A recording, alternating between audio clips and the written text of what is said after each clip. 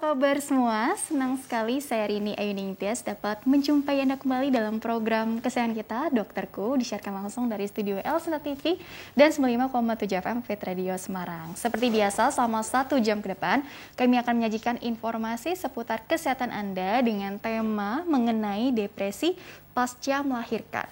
Bagi Anda yang ingin bertanya langsung, silakan di 021-2520-666 atau bisa juga kirim pertanyaan ke email kami di dokterkualsinta@yahoo.co.id. Dan hari ini kita berjumpa kembali dengan Kak Meriati MC Psikolog. Beliau adalah psikolog klinis dan hipnoterapis di Rumah Sakit Royal Taruma. Kita sapa dulu dengan Kak Meri yang sudah hadir di samping saya tentunya. Kak Meri, halo, apa kabar? Halo Mbak Rini. Kabar baik juga ya? Baik, alhamdulillah. Kak Meri, hari ini temanya tentang depresi. Waduh, kita kan maunya yang senang-senang aja nih sebetulnya. Tapi temanya ini bagus banget, yaitu depresi pasca melahirkan. Barangkali dialami gitu ya oleh teman-teman di luar sana, khususnya mungkin yang new moms gitu ya, atau mama-mama muda lah istilahnya ya, baru pertama kali punya anak, terus kemudian kaget kali ya Kak ya. Tapi sebetulnya kan momen melahirkan itu, walaupun belum pernah melahirkan ya, tapi aku menebak itu kan sesuatu yang sebetulnya yang kelihatannya kan menyenangkan, yang dinanti-nantikan, didambakan, umumnya seperti itu gitu ya. Tapi kalau ini temanya depresi pasca melahirkan, ini sama nggak sih dengan istilah baby blues gitu yang sering kita dengar ya Kak? Benar nggak sih Kak, itu baby blues ini beda nggak dengan depresi juga gitu ya? Oh baik. Jadi misalnya kita pahamin dulu baby blues itu gitu ya. Jadi baby blues itu adalah suatu gangguan mood yang memang dalam kondisi depresif, yang dimana memang kondisinya itu murung, emosi-emosinya negatif seperti kesedihan, tapi ini ringan. Kenapa dikatakan ringan? Karena memang bersifatnya itu relatif singkat, berlangsung 10-14 hari. Nah kalau misalnya tadi Rini tanyakan gitu, apakah memang ini depresi? Depresi itu lebih panjang lagi durasinya, lebih dari 2 minggu. Dan bahkan gejalanya pun dia lebih intens, terus menerus gitu. Jadi tidak ada perasaan happy juga gitu. Nggak ada perasaan happy, padahal tadi kan transisi gitu ya, mungkin yang tadinya bukan ibu jadi seorang ibu tentunya kan mungkin jadi istri aja gitu. Kemudian alhamdulillahnya hamil, kemudian punya anak gitu kan, kaget gitu ya Kak ya. Jadi selama 2 minggu awal-awal tuh sebenarnya masih tergolong wajar lah ya. Iya wajar, karena ada perubahan hormonal juga kan. Jadi memang mood swingnya, mudah gitu sedih gitu ya, sensitif, ngambekan gitu ya. Jadi suaminya bilang, kok ini kayaknya diajak bercanda malah ngambek, malah marah gitu, sensitif sekali gitu. Jadi antara apa ya tadi, perubahan hormonal atau perubahan fisik juga fisik gitu juga, ya. berat badan, kemudian aktivitas tadi kan dari seorang istri tadi katanya nggak ada aktivitas, tiba-tiba ada hadirnya baby kecil, itu apa yang harus dilakukan? Udah ditidurin nggak mau tidur, misalnya dikasih susu masih nangis gitu ya, jadi seperti hal-hal seperti itu. Maunya apa sih gitu ya. Jadi berusaha memahami peran barunya juga gitu ya, kehadiran buah hati, oh ternyata seperti ini toh gitu ya. Dan tentunya tadi 2 minggu ada perubahan hormonal, perubahan fisik ya tadi ya, yang mempengaruhi jadi mood swing, jadi pikiran, perasaan itu jadi ikutan terpengaruh begitu ya Pak ya. Benar banget. Dan kemudian juga kan lingkungan sosial juga gitu ya, maksudnya lingkungan sosial di mana ibu ini tinggal, misalnya kondisi memang penuh kekerasan atau ketidakpedulian. Jadi memang tadi harapan ibu kan biasa kita hamil mungkin disayang-sayang, setelah melahirkan anak mungkin berharap suami juga membantu atau ibu atau mertua membantu, tapi ternyata ibunya sendiri aja bingung, ini gimana, mama dulu aja nggak pernah pegang kamu waktu kecil. Jadi itu di luar harapan dia juga gitu, jadi dia emang tambah bingung ya. Nggak seperti bayangannya gitu ya Kak ya gitu. Jadi antara apa ya tadi, support systemnya juga ternyata juga nggak sepenuhnya seperti yang dibayangkan gitu ya. Nah ini kan lah ya, seminggu 2 minggu pertama gitu ya, tapi artinya kalau yang baby blues ini kan lama-lama dia mereda dong gejala-gejalanya tadi gitu ya, normal lagi gitu ya. Tapi kalau berlanjut baru yang jadi depresi, postpartum depression itu. Postpartum depression. Jadi pada dasarnya baby blues itu dengan sendirinya pun dia bisa meredah gitu emosinya, emosi-emosi negatif tadi, kesedihannya gitu. Tapi kalau tidak tertangani dengan baik, dalam arti kondisinya itu memang berisi dengan dominasi emosi negatif, kesedihan terus-menerus berlanjut hingga lebih daripada 2 minggu, ya kita katakan depresi, sudah masuk ke kategori postpartum depression itu sendiri. Ini artinya lumrah dialami, dalam artian rata-rata pasti akan mengalami yang namanya baby blues ini, atau bisa juga nggak mengalami gitu ya. Hebat dong kalau gitu ya, tapi rata-rata mengalami gitu ya. Benar-benar. Kalau misalnya kita lihat kan perubahan hormonal kan semua ibu hamil. Berarti semuanya dong baby blues gitu ya. Mood swing. Betul, tapi ternyata memang cuma 80, bukan cuma sih, tinggi juga 80-85% ya gitu ya. Nah bagaimana 20% 20% itu gitu ya. Kenapa memang tidak mengalami baby blues gitu? Karena memang baby blues ini kan didominasi oleh emosi-emosi negatif berupa kesedihan. Artinya yang 20% ini tidak mengalami baby blues karena didominasi juga dengan emosi positif. Seperti rasa senang, rasa bahagia. Artinya memang ada kegiatan-kegiatan atau memang dukungan family yang memang membuat dia happy dan bahagia gitu, merasa nyaman menjalani perannya gitu. Jadi didominasi oleh pikiran, perasaan negatif gitu ya. Dan mungkin jadi mempengaruhi perilakunya juga ya. Betul. Jadi ngerasa aduh dia nggak bisa mungkin merawat babynya ini dengan cukup baik. Belum lagi tadi kakak bilang ada faktor-faktor eksternal juga ya. Jadi ada internal dan eksternal faktor. Betul banget. Seperti apa tuh contohnya kalau yang faktor eksternal ini di luar support system ya? Iya. Faktor eksternal misalnya kelahiran bayi yang tidak diharapkan gitu ya. Mungkin berat badan bayi lahir itu rendah gitu. Kemudian faktor juga dari memang lingkungan. Misalnya tadi juga faktor eksternal juga ternyata kita mengharapkan bantuan gitu ya. Faktor internal memang kondisi psikis maupun fisik si ibu itu sendiri. Mungkin tensi yang tinggi gitu, mungkin ada kondisi penyakit juga, ada riwayat gangguannya juga gitu. Terus juga mungkin intinya gini, tadi ada penyakit penyerta misalnya. Betul, belum lagi juga kan sekarang kan eranya media sosial ya. Banget itu. Banding-bandingkan juga ya Kak ya biasanya. Iya, bener banget itu. Ya Allah. Iya, jadi memang dia liatin sosial media misalnya, kok ASI si ibu banyak, aku cuma segini, berarti aku nggak mampu ya. Aku ini harus bisa, aku bukan ibu yang baik ya. Oh gitu. Ya Allah, jadi langsung menilai dirinya dengan membandingkan dengan orang lain. Betul. Gitu ya. Jadi kalau hal seperti itu kita harus aware, ternyata memang kita harus detox dulu. Detox dengan sosial media, jangan dibuka-buka lagi, jangan dilihat, tapi kita fokus, sebaiknya apa yang bisa kita lakukan. Karena memang tidak ada yang sempurna juga, kita juga tidak perlu menuntut diri kita untuk seperti yang memang seperti diharapkan. Tapi sebaiknya memang, tapi kok tidak bisa ya nggak apa-apa, fleksibel aja. Fleksibel aja gitu ya, ngalir aja lah gitu ya. Betul. Seperti itu. Karena ini kenapa sih penting sekali kita perlu memahami gejalanya juga ya dari baby blues juga. Karena apa mungkin banyak yang tidak aware kalau ada kondisi yang namanya baby blues dan kemudian berlanjut jadi mungkin yang depression tadi. Betul. Karena ini terkait dengan mental health gitu ya, seorang ibu yang baru melahirkan. Atau bagaimana jadi kalau kita soroti, kita kaitkan ke kesehatan mental, ke depannya juga seperti apa gitu, berawal dari hanya melahirkan saja gitu. Benar. Jadi baby blues ini tadi kan wajar ya, jadi dia berlangsung 10-14 hari.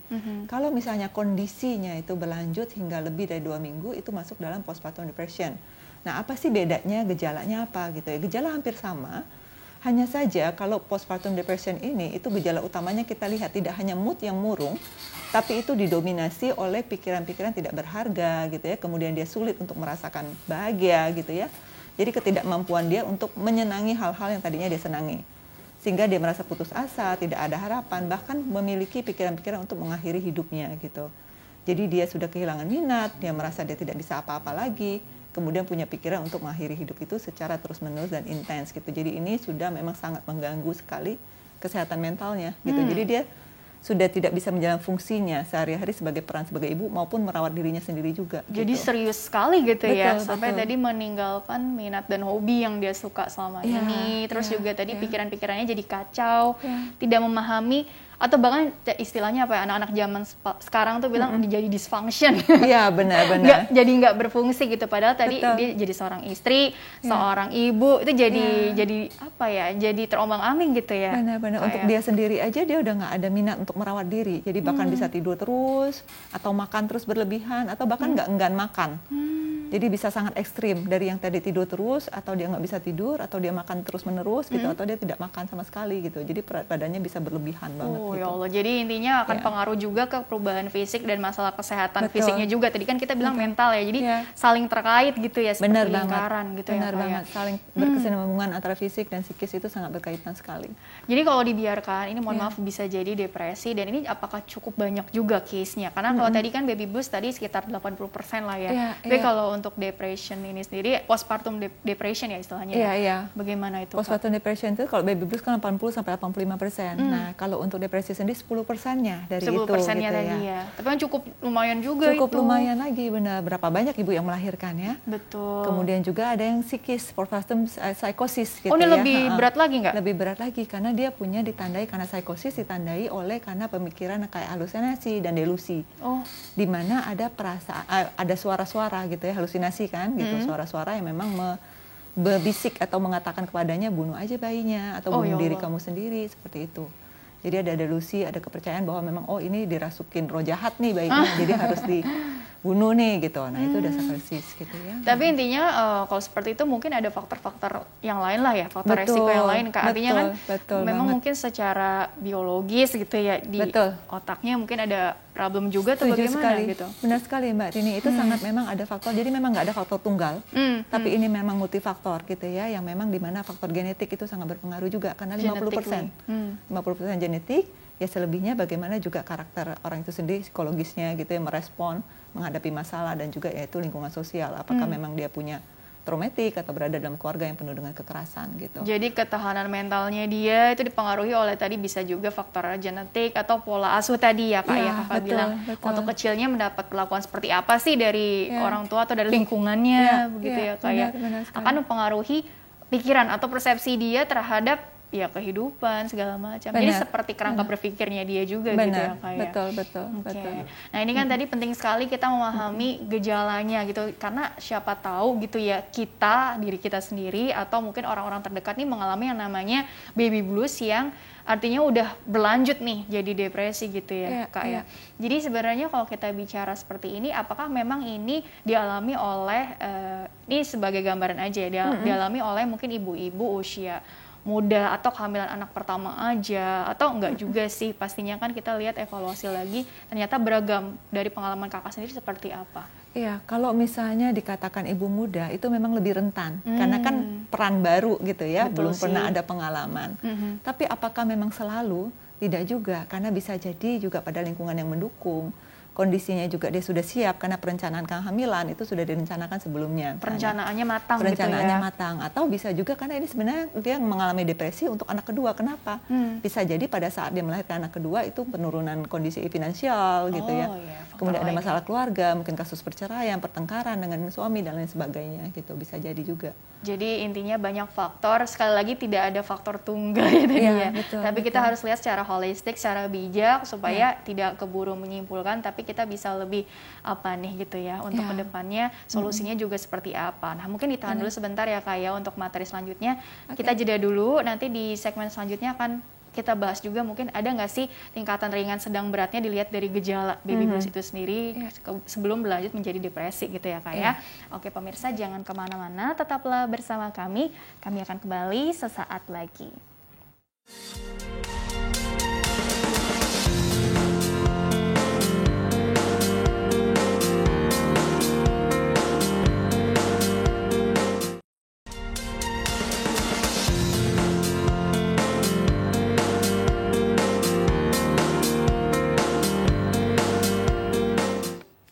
Ya pemirsa, terima kasih Anda masih bersama kami di program Dokterku, masih membahas mengenai depresi pasca melahirkan bersama dengan Kak Meriati, MC Psikolog. Beliau adalah psikolog klinis dan hipnoterapis di Rumah Sakit Royal Taruma. Bagi Anda yang ingin tanya, silakan di 021 2520 6 atau bisa juga kirim pertanyaan Anda melalui email kami di dokterkuelcinta@yahoo.co.id. Dan Kak Meri, kita lanjutkan kembali ya diskusi kita. Jadi ini kan temanya ini sangat penting untuk dipelajari ya, untuk calon ibu atau ibu hamil atau yang sudah melahirkan. Karena kan tentunya ini bisa untuk semua gitu ya. Kita pelajari bersama, karena gini, kita perlu mengenali atau lebih aware gitu ya tentang kalau penyakit itu alarm di tubuh gitu ya. Tapi kalau ini kan pikiran, perasaan, terus pengaruh ke sikap kita juga gitu ya. Ini bagaimana sih kita mengenali gejala baby blues tadi yang bisa jadi ini udah berlanjut jadi depresi. Selain dari mungkin durasi waktunya juga gitu ya. Kayak ada nggak sih tingkatan ringan, sedang, berat, sehingga kita bisa lebih, ini sepertinya sudah melampaui batas nih dan saya nggak boleh seperti ini. Karena kalau dibiarkan jadi berlarut jadi depresi gitu Kak. Seperti apa itu? Ya benar banget. Tadi kan Mbak Rini bilang kalau penyakit kan ada rasa nyerinya, ada pain yang dirasakan, itu alarm buat kita. Betul. Kalau misalnya untuk begitu juga dengan psikis kita ada alarm juga, kayak stres. Stres itu kan bukan negatif tapi juga positif untuk alarm. Ini loh ada sebuah masalah, ada sebuah tekanan, bagaimana responnya gitu ya. Jadi kalau misalnya kita perlu ada self awareness juga. Kita melihat, kita evaluasi diri apa sih yang memang membuat kita tertekan gitu. Dan kalau misalnya baby blues ini ringan, sedang maupun berat, itu dikatakan baby blues itu ringan. Kenapa? Karena tadi ya, karena memang dia gejalanya itu relatif singkat, 10 sampai 14 hari gitu. Jadi kalau misalnya mau dikatakan apakah memang dia ada tingkat ringan, sedang, beratnya itu, tapi kita balik ke ininya aja, definisi awalnya yaitu postpartum disorder. Jadi dia mengalami gangguan. Meskipun dia bukan sebuah depresi, tapi kan gangguan yang sudah mengganggu aktivitasnya sehari-hari. Gitu. Mengganggu keseimbangan. Mengganggu keseimbangan juga, moodnya gitu ya. Dan kemudian jadi itu tadi, postpartum disorder itu ada postpartum blues, yang baby blues itu sendiri. Postpartum depression yang tadi dijelaskan, sama postpartum psychosis tadi yang lebih berat lagi. Yang lebih berat lagi ada halusinasi, Betul. mendengar bisikan-bisikan suara. Padahal tuh sebenarnya nggak ada ya. Nggak ada. Iya. Dia dengar di telinganya Betul, dia gitu betul, ya. betul. Kemudian ada ide-ide untuk mengakhiri hidupnya atau menyakiti diri sendiri atau menyakiti babynya. Sayang sekali gitu ya. Benar. Jadi intinya kalau bicara derajat ringan sedang beratnya seperti itu tadi. Kemudian nih kalau dibiarkan tentunya bahaya untuk dirinya sendiri dan juga lingkungannya, terutama babynya juga gitu ya kayak. Benar. Oke. Nah, kalau begitu gitu ya Kak. Bagaimana lantas peran suami gitu ya atau support system yang lain tadi ya, karena kan bisa dibilang yang stres juga nggak cuma ibunya dong, tapi pasangannya juga dong, apalagi energi itu kan menular gitu ya kayak kalau misalnya istrinya bawaannya marah-marah mulu, memang kan ada perubahan tadi ya perubahan hormonal, stres tadi gitu ya. Tapi kan tadi sekali lagi bagaimana juga apakah ini bisa dialami oleh pasangan juga ataupun justru apa ya orang-orang terdekat yang lainnya gitu. Jadi si suaminya baby blues juga gitu ya. Gitu ya. Bisa nggak seperti itu gitu ya? Iya, jadi kalau misalnya apakah ditanya suami bisa baby blues, ternyata bisa. Tapi para suami, para ayah ini baby blues bukan karena perubahan hormonal, karena kan dia tidak mengandung ya, jadi nggak ada perubahan hormonal gitu ya. Tapi memang lebih kepada masalah adaptasi dan penyesuaian dia sebagai peran yang baru gitu, ayah baru nih. Apakah memang dia mampu secara finansial, apakah dia bisa menjadi ayah yang baik buat si baby gitu ya. Bagaimana dia harus menjaga dirinya dan juga menjaga anaknya, sedangkan dia aja dia tahu banget dia harus kerja. Pulang juga dia lelah, melihat istrinya juga dia sedih gitu ya. Jadi dia banyak hal-hal yang dipikirkan juga gitu. Nah tadi kan dikatakan juga bahwa si ibu perlu evaluasi diri nih apa yang bikin stres. Dan itu ternyata diharapkan juga si suami itu pun peka dengan kondisi si ibu gitu ya, kok istri saya nih tidur terus, nggak pernah makan atau gimana. Jadi memang kita harus juga mengutarakan kamu kenapa. Begitu juga sebaliknya, jangan dilupakan si suami. Jadi katanya siaga harus benar-benar tahu semuanya. Ternyata memang suami juga butuh juga ditanyakan kondisi dia. Jadi kerjasama antara suami dan istri itu penting banget, mengutarakan perasaan, mengutarakan kesedihannya, apa yang dia inginkan gitu. Komunikasi gitu ya. Betul, jadi nggak yang langsung menjudge, kok ini istriku tiduran mulu, padahal memang lelah gitu ya misalnya. Betul. Terus juga kondisi fisiknya masih belum stabil gitu ya. Bukan males ya. Iya benar. Takutnya gitu, lelah. Ada yang komunikasinya kurang jalan, kurang bisa mengungkapkan tadi apa yang dirasakan, sehingga jadi pikirannya juga udah menyimpulkan sendiri. Benar, gitu ya. Selain persepsi dari orang terdekat, misalnya nih si suami bilang, kok kamu tidur terus sih, setiap kali aku pulang bukannya ngurusin anak nangis kamu diemin gitu kan. Bisa jadi dari istri juga berpikir kalau dia tidur terus dia merasa bersalah. Padahal nggak apa-apa kalau dia memang capek dia tidur gitu. Iya dong. Yang menjadi masalah kalau dia tidur menerus, akhirnya dia tidak makan, tidak menjaga kesehatan, itu yang perlu diwaspadai. Jangan-jangan sudah masuk ke tahap depresi gitu, karena memang sampai mengganggu kualitas hidupnya. Jadi menurun gitu, jadi dia nggak bisa berfungsi sebagaimana apa adanya dia gitu. Berarti solusinya sebetulnya kan tadi kan kerjasama yang baik ya antara si suami dan istri. Benar, gitu ya. Berbagi peran juga. Berbagi kan? peran, Ya, nah itu dia. Jadi pengetahuan, pemahaman tentang kehamilan bahkan setelah melahirkan pun memang perlu diketahui sama si suami juga, nggak cuma si ibu. Gitu, jadi berbagi peran, karena kalau misalnya ibu itu harus ngurus anak, pagi mesti masak buat suami kerja, ngepel, nyapu, ngepel segala macam kan bisa dibayangin ya. Harus semuanya bisa gitu ya. Intinya tadi berbagi peran supaya karena kan bisa ada manusia ada batasnya ya, ada faktor lelah juga gitu ya kayak. Jadi butuh istirahat juga, dan intinya tadi jangan lupa juga ada support system yang lain juga ya kayak. Jadi solusinya sih sebetulnya tadi sekali lagi komunikasi, kerjasama yang baik, dan mungkin juga supaya ibunya ini juga masih merasakan apa ya, me time gitu ya, artinya gimana ya, walaupun dia mengurus tadi kan anak dan suami juga, tapi dia juga tetap gak kehilangan minat dan hobinya itu juga, itu PR juga tuh. Benar banget itu Mbak Rini, iya banget, kita belum bahas itu. Jadi memang me time-nya penting banget. Misalnya si ibu hobinya apa nih, mungkin dia titipin sebentar, atau enggak dia nggak perlu titipin, bayi kan tidur terus nih.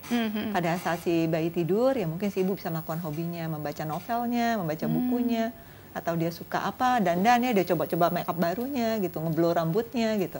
Apa aja yang memang menyenangkan buat dia gitu. Jadi pada saat anaknya tidur bisa manfaatkan momen itu gitu ya untuk betul. melakukan tadi me time tadi gitu ya. Iya. Atau bisa ikutan tidur juga boleh gitu ya. Benar. Jangan bayi tidur malah dia sibuk di dapur, berbersih, ngepel, nyapu segala macam, dia nggak bisa ada istirahatnya gitu. Jadi intinya juga jangan kurang istirahat karena mempengaruhi juga kesehatan fisik. Jangan lupa mungkin kalau masih bisa olahraga ya olahraga ya. Iya, betul itu kan sekali. juga pengaruh ke hormon-hormon juga Benar. kan, kebahagiaannya seperti Meditasi, itu ya. yoga gitu ya, olahraga ringan lainnya gitu bisa dilakukan gitu. Betul. Nah, tapi ada kalanya memang ternyata tidak semulus apa yang kita bicarakan gitu ya. Karena betul. apalagi kan permasalahan itu beragam gitu. Belum lagi tadi membandingkan dengan ini kok kayaknya kalau di sosmed ibu yang ini kayaknya ceria-ceria aja ya gitu ya. Kok produksi ASINya sepertinya lancar. Iya, itu saya jadi kok saya malah sedikit airnya yang keluar gitu ya, ASINnya yang keluar. Jadinya kan makin stres lagi gitu ya kayak. Belum lagi mungkin ada juga yang support sistemnya tadi orang mertuanya yang mungkin punya pendapat seperti ini, orang tuanya juga punya pendapat seperti ini, beda-beda, dia jadi pusing juga gitu ya kayak. Jadi kapan sih kita bikin boundaries yang sehat juga dan juga mungkin kalau tidak bisa diatasi sendiri, nah ini waktunya untuk mungkin konseling pernikahan barangkali dengan psikolog gitu, barangkali itu juga seperti apa tuh batasan-batasan yang perlu kita kenali gitu benar kan. banget, itu batasan itu perlu banget gitu ya, tapi memang kita diawali dengan memang kita tadi self awareness kita. Kita lihat apakah ini sudah menurunkan kualitas kita. Kalau kita sudah memang menurunkan kualitas hidup kita ya perlu konseling gitu ya. Dan kemudian dalam setiap masalah pahami kita itu cuma punya 2 hal yang bisa kita kendalikan. Apa itu? Pikiran dan perilaku kita. Kalau kita membandingkan dengan kondisi orang lain kan tidak sesuai gitu. Jadi akhirnya kurang terus karena apa yang ditampilkan belum tentu seperti itu kenyataannya gitu ya. Jadi kita detox dulu sosial media. Jangan dilihat dulu, kita fokus kepada apa yang kondisi di hadapan kita gitu. Apa yang bisa kita lakukan. Detox gitu ya. Betul, detox dulu. Jadi jangan dilihat dulu gitu. Dan kemudian kalau memang berkaitan dengan orang sekitar kita, kita utarakan dengan komunikasi yang asertif, dengan cara yang baik gitu. Misalnya kita bilang bahwa nggak nyaman kalau misalnya mama selalu mengatakan seperti ini, karena saya kondisinya seperti ini gitu. Misalnya saya memang kurang tidur, bukan berarti saya tidak mau jaga anak gitu dan sebagainya. Jadi diutarakan. Dan kemudian juga memang harus dikomunikasikan juga dengan pasangan. Jangan kita merasa aku nih harus bisa nih, malu. Aku kan memang kalau di kantor semua pekerjaan bisa. Jadi perfeksionis juga nih. Masa untuk urusan bayi kecil aja nggak mengerti gitu. Jadi dia menyimpan sendiri gitu. Jadi harus diutarakan. Dipendam sendiri gitu betul. ya. Dan tadi setting boundaries artinya kita memahami bahwa memang ada pihak-pihak lain yang memang kita tidak bisa atur. Kalau kita udah utarakan memang dia tidak bisa terima, ya sudah, artinya itu bagian kita untuk mengikhlaskan. Ternyata memang karakternya seperti itu. Melepaskan. Benar. Ya udah, kita ambil alih kendali kita sendiri, apa yang bisa kita lakukan gitu. Oh, tapi bagus sih tadi poinnya. Jadi kita usahakan untuk secara asertif gitu ya. Karena kan gak semua orang juga atau gak semua perempuan gitu ya berani menyampaikan pendapatnya, apalagi ke orang-orang yang menurut dia punya apa ya, power lebih, betul. atau mertua lagi peran ya. penting ya gitu. Kan takut menyinggung perasaan gitu, tapi malah jadi menyimpan sendiri, menyakiti perasaannya sendiri, malah dianya nggak nyaman gitu kan ya kayak. Jadi intinya belajar asertif juga, mungkin juga bisa apa ya, suami juga perannya di sini jadi mediator juga ya secara nggak langsung gitu ya kayak. Apalagi kadang-kadang orang tua, bahkan orang tua kita sendiri maupun mertua, kita kan punya bawaan dari dulunya, misalnya mitos-mitos itu ya. Jadi kalau harus minum minyak goreng supaya lancar persalinannya gitu ya. Jadi dipaksa minum minyak goreng misalnya. Kebiasaan-kebiasaan dulunya gitu. Yang dipercayai, padahal kan ya kelancaran melahirkan kan bukan dari minyak goreng, tapi memang dari air ketubannya itu sendiri. Gitu. Iya, jadi intinya sekali lagi komunikasi. Tapi kapan juga gitu ya, kita udah coba ini semua, kita coba atasi apa yang kita bisa gitu ya, porsi kita jalani.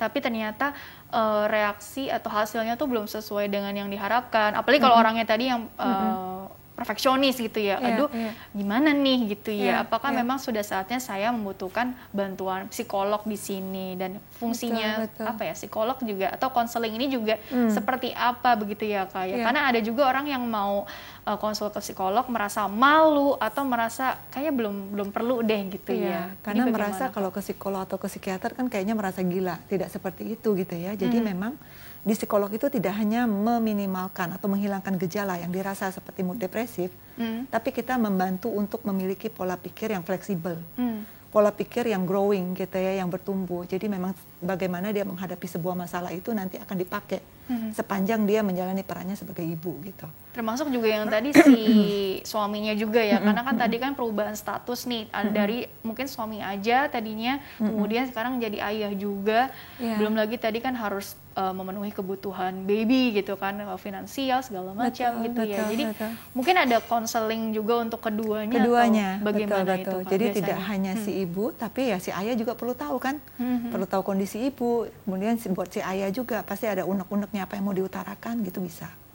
Intinya memang sekali lagi tadi konseling tuh tujuannya untuk sama-sama menggali tadi ya, apa sih pola pikirnya, apa sih yang dia rasakan, kemudian jalan keluarnya seperti apa juga begitu ya Kak ya.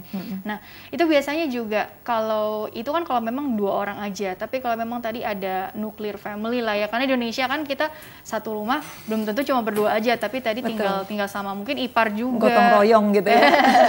Jadi tuh bagaimana ya, jadi porsinya untuk ada batasan-batasan di luar itu yang kita nggak bisa kendalikan juga gitu. Iya. Kadang-kadang memang di budaya kita kan memang tinggal rame-rame gitu. Terus memang keinginan untuk bergotong royong kayak saling membantu. Si ipar bilang mestinya begini, si kakak yang satu bilang begini gitu, si ibu mertua bilang begini gitu. Nah itu kita perlu mengupayakan untuk berkomunikasi asertif tadi. Jadi kuncinya itu komunikasi. Jangan lupa, jangan merasa malu, jangan merasa sungkan. Karena itu pun bermanfaat buat kita juga dan memang buat si bayi. Sebenarnya saudara-saudara kita maupun ipar-ipar atau mungkin kakak tidak bermaksud memang untuk menyerang, tapi itu pemahaman mereka yang mereka ketahui dibagikan ke kita. Tapi kalau memang tidak sesuai dengan kita sampaikan. Kalau menurut saya dan si dokter mengatakan bahwa saya tidak perlu memberikan ini gitu. Jadi bukan berarti saya tidak mau Kak, tapi memang menurut kesehatan minyak goreng ini tidak membantu misalnya gitu. Jadi maksudnya sih sebenarnya support ya, suportif sebetulnya. Cuma mungkin tadi nggak sesuai dengan apa yang kita tahu misalnya gitu ya. Jadi intinya sumber masalah itu kita harus kenali dulu nih penyebabnya apa. Apakah ini memang tadi karena pengaruh ya udah perubahan hormonal aja atau memang ada faktor-faktor eksternal lain yang kita perlu cari solusinya bersama juga. Agar baby blues ataupun tadi depresinya ini tidak berlanjut jadi makin berat begitu ya. Karena nggak nyaman kan kalau berbulan-bulan dengan keluhan-keluhan seperti itu. Sangat tidak nyaman karena memang itu kan dirasakan secara subjektif banget, dia merasakan sekali gitu. Dan bahkan kadang-kadang ya itu dia sulit untuk mengutarakan, oleh karena itu memang peran keluarga, significant others-nya gitu ya, keluarga intinya melihat gitu. Wah memang ini kenapa nih murung terus, sedih terus atau nangis tiba-tiba gitu. Perlu ditanyakan dan memang itu kita perlu juga ke psikolog, jangan sampai memang berat istilahnya. Jadi kalau emang kondisi sudah tidak nyaman, lebih baik tidak ada salahnya juga untuk berkonsultasi gitu. Betul sekali. Dan Kak, kita istirahat dulu sejenak ya, nanti dilanjutkan di segmen berikutnya akan ada pertanyaan-pertanyaan dari email yang bisa Kak Mary beri tanggapan lebih detail lagi seperti apa ya. Oke pemirsa, jangan kemana-mana, tetaplah bersama kami akan kembali sesaat lagi.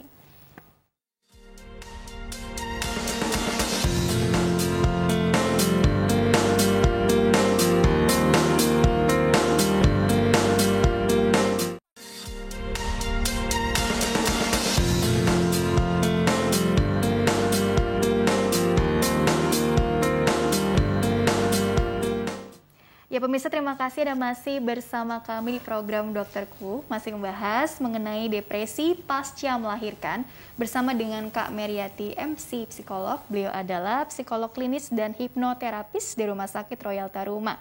Bagi Anda yang ingin bertanya silakan di 021 2520 666 atau kirim pertanyaan Anda melalui email kami di dokterkuelsinta@yahoo.co.id. Format lengkapnya mungkin bisa ditampilkan di bawah ini ya.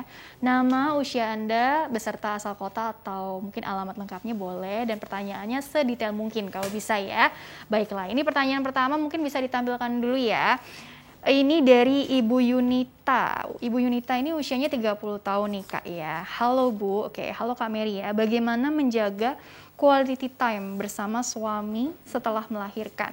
Saya kebetulan mengurus anak sendiri, suami kerja seharian, orang tua saya tinggal di luar kota, mertua juga sudah tidak ada. Jadi seorang diri nih gitu kan, single fighter, oh enggak ya, suaminya kerja. Sejak melahirkan sampai usia anak kami saat ini sudah 6 bulan, saya dan suami jarang punya waktu berdua. Masing-masing kelelahan, dan bahkan saya tidak ada hasrat sama sekali untuk berhubungan intim. Oke, pikiran selalu fokus ke anak sampai saya stres begitu Kak. Apakah ini termasuk depresi pasca punya anak pertama? Mohon solusi, terima kasih. Karena babynya ini udah 6 bulan, berarti kan asumsinya berarti 6 bulan ya punya keluhan seperti ini. Quality time-nya kurang, tidak ada hasrat untuk berhubungan intim, pikiran juga stres karena harus ngurus anak, suami kerja seharian, mertua nggak ada, orang tua di luar kota tadi ya katanya. Oke. bagaimana? Baik, untuk Bu Yunita, terima kasih buat pertanyaannya gitu ya. Kalau pertanyaan tadi yang terakhir, apakah ini depresi? Jadi pahamin dulu, depresi itu dikatakan ada 2 gejala utama. Yang pertama itu adalah mood yang murung gitu ya, yang dimana sedih terus-menerus secara intens gitu ya. Kemudian juga ada gejala yang memang sulit merasa bahagia. Jadi sepanjang itu, lebih dari 2 minggu itu ya, tidak bisa bahagia. Jadi mau suami itu melucon, mau memang memberikan hadiah, itu nggak bisa bahagia. Jadi kemampuannya untuk merasa bahagia itu tidak ada, merasa tidak berharga, merasa tidak layak. Kemudian muncul pikiran-pikiran ingin mengakhiri hidup gitu, itu depresi ya gitu. Dan kemudian misalnya kalau misalnya bagaimana untuk membuat quality time dengan suami. Nah ini perlu dibicarakan gitu ya. Quality time mungkin ada waktu jam kerja tentu tidak bisa bersama dengan suami. Tapi kan anak ini anak bersama, artinya ketika vaksin, ketika harus kontrol ke dokter, itu bersamalah dengan suami. Pasti suami pun bisa izin dari kantor untuk menyempatkan beberapa jam waktu untuk ke rumah sakit gitu ya, untuk membawa baby ke kontrol dokter untuk vaksin dan sebagainya gitu. Jadi memang perlu dibicarakan. Dan ini memang ketika kontrol sama-sama ke dokter itu akan memberikan perasaan nyaman, tenang gitu, karena memang ada yang mendampingi si suami ini, memang yang dimana ayah dari si baby juga gitu ya. Dan kemudian kalau misalnya dikatakan hilangnya hasrat untuk berhubungan intim, itu masih dikatakan wajar karena memang faktor fisik yang kelelahan. Namun bukan berarti tidak mungkin. Artinya perlu diupayakan diatur jadwal. Yang dimana misalnya ketika misalnya ibu itu si baby tidur, ya ibu juga perlu tidur, itu jadwal. Kemudian misalnya kamu juga melakukan me time, olahraga mungkin ya, kemudian juga melakukan kesenangan, hobinya apa, sehingga moodnya tidak hanya berisi mood negatif, kelelahan, capek, tapi juga ada aktivitas yang menyenangkan. Itu juga me time kan, ketika suami kerja, baby juga masih kebanyakan tidur juga, dan ibu bisa melakukan hal-hal yang tadinya dulu belum sempat dilakukan. Misalnya membaca buku belum selesai, atau mungkin lagi mempelajari bahasa asing yang baru misalnya, itu bisa dilakukan. Nah kemudian di weekend ketika suami tidak bekerja, ya bisa jalan-jalan sama suami, atau ya memang kemudian luangkan waktu untuk nonton TV gitu ya. Dan jadi hal-hal intim dimulai dari kebersamaan itu dulu. Baru nanti secara merasa nyaman dan tenang, itu pasti hasrat itu akan muncul kembali gitu. Jadi nggak bisa yang di-push juga gitu ya kayak. Betul. Mesti bertahap juga ya. Jadi tadi bagus banget tipsnya ya. Ternyata tadi manajemen waktu ya, ujung-ujungnya manajemen waktu, terus juga mengelola emosi, mengenali apa sih energi gitu ya. Betul. Tadi ada yang positif, ada yang negatif, terus bagaimana tadi harus mengolah itu supaya tidak jadi kelelahan, terus jadi bawaannya tadi masa suami ngelucu dia datar-datar aja gitu. Tapi memang banyak kasus seperti itu. Banyak seperti itu. Jadi ketidakmampuan dia lagi untuk merasakan happy gitu, untuk gembira gitu. Itu udah ciri-ciri yang tadi depresi tadi gitu. Betul. Berarti kalau seperti ini Kak, apakah memang kan kita nggak tahu ya kemampuan tiap orang dalam menyikapi persoalan gitu. Kalau memang tadi sudah dijalani tapi kok masih datar-datar aja ya, nggak istilahnya apa, orangnya nggak yang easily impressed gitu ya. Itu juga bagaimana? Apakah mungkin tadi ya ada perlu bantuan dari psikolog atau bahkan psikiater ya kalau sudah masuk ke tahapan depresi ini? Kalau misalnya dia memang sudah mengganggu fungsinya, itu nanti kita kerjasama dengan psikiater. Artinya kan ada faktor biologis, karena kan jangan lupa depresi pun ada faktor biologis tadi, yang dimana memang ada hormonalnya dan juga memang sudah dari aktivitas otaknya memang bermasalah gitu. Jadi nanti kalau memang butuh psikiater, kita akan refer ke psikiater. Dan juga memang itu konsultasi akan lebih baik membantu, karena dikhawatirkan tadi memang mungkin si ibu sendiri pencemas, atau si ibu memang ada bawaan depresinya sebelumnya gitu. Karena ini udah 6 bulan juga ya.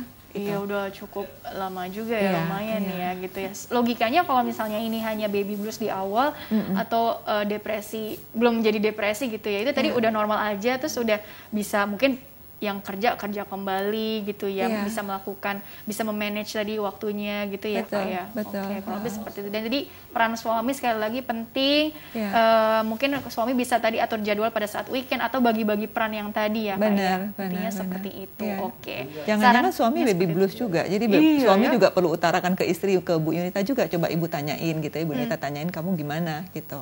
Oke, tapi memang menarik, kadang-kadang suami berpikir, saya kan suami, saya laki-laki gitu ya, saya nggak apa ya, nggak layak atau nggak pantas untuk nangis, apalagi depan betul. istri gitu. Padahal Betul. padahal nggak apa-apa ya, itu berhak nangis juga, berhak lelah juga gitu ya. Seperti Mungkin itu sebenarnya ya, Kak, suami juga kepengen mendekati istri, tapi dia melihat istrinya kelelahan, dia nggak berani juga untuk mengajak secara intim, mungkin bisa seperti juga itu ya. seperti itu ya. Oke, tapi tadi saran-sarannya bagus sekali dari Kak Mary, bisa dijalankan. Nanti insya Allah ada perubahan gitu ya, kayak harapannya seperti itu ya. Baik, ini pertanyaan selanjutnya dulu deh. Dari Anne, 26 tahun. Ibu Anne bertanya seperti ini.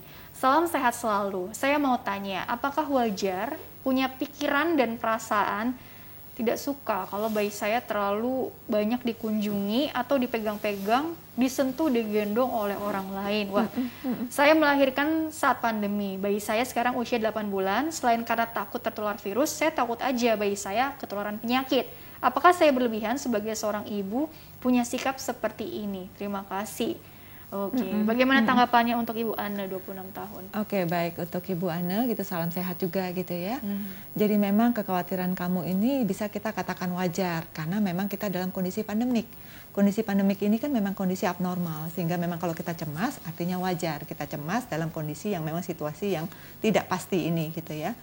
Jadi kalau memang khawatir tertular COVID dan lain sebagainya itu wajar. Artinya itu juga perlu diutarakan kepada anggota keluarga atau suami yang ada di rumah gitu ya. Karena memang mungkin kalau yang berkunjung kamu kenal, misal orang tua sendiri atau adik sendiri, kita tahu memang mereka keterbatasannya nggak kemana-mana misalnya. Mereka bisa menjaga diri. Tapi kalau misalnya kakak punya teman dan punya teman lagi atau temannya mertua dari kantor atau dari kalangan mana, ya itu sangat mengganggu sih gitu ya. Karena memang ibu sendiri juga kan kita perlu menjaga kesehatan juga gitu ya, dan juga si baby juga butuh waktu istirahat juga. Karena memang kalau tidak ada pandemi, saya yakin banget ibu dengan senang hati menerima tamu ini. Tapi karena kondisi ini memang kita harus saling menjaga, ya perlu diutarakan sih Mbak Rini dengan anggota keluarga lain sih. Ini wajar ya karena lagi pandemi ya. Yeah. Nah, yang menjadi tidak wajar begitu ya. Apakah ada pikiran perasaan seperti ini di luar pandemi? Katakanlah ini tidak di luar. Tidak pandemi nih ya, misalnya. Tidak pandemi gitu ya. Terus dia ngerasa apa ya? Apa posesif ya ini? Bukan ya? Apa ya?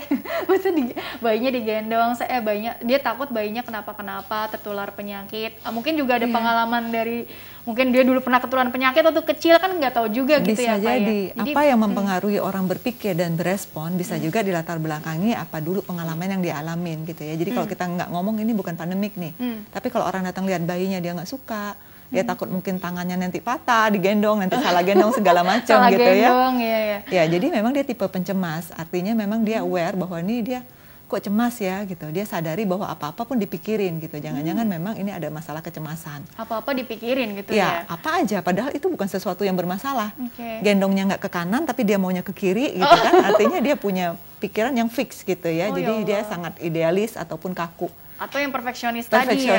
Betul. Jadi overthinking juga bisa juga ya. Benar. Jadi harus sesuai dengan yang dia mau lah gitu ya.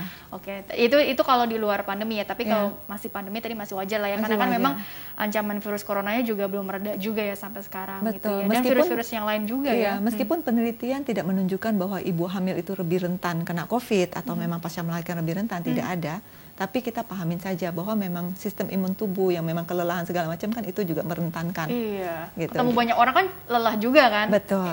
Butuh istirahat. Jadi mungkin faktor ke imun juga gitu ya. Iya. Oke, Kak, kita istirahat dulu sejenak. Nanti dilanjutkan di segmen terakhir sekaligus closing statement dari Kak Mary ya. Oke, pemirsa jangan kemana-mana. Tetaplah bersama kami. Kami akan kembali sesaat lagi.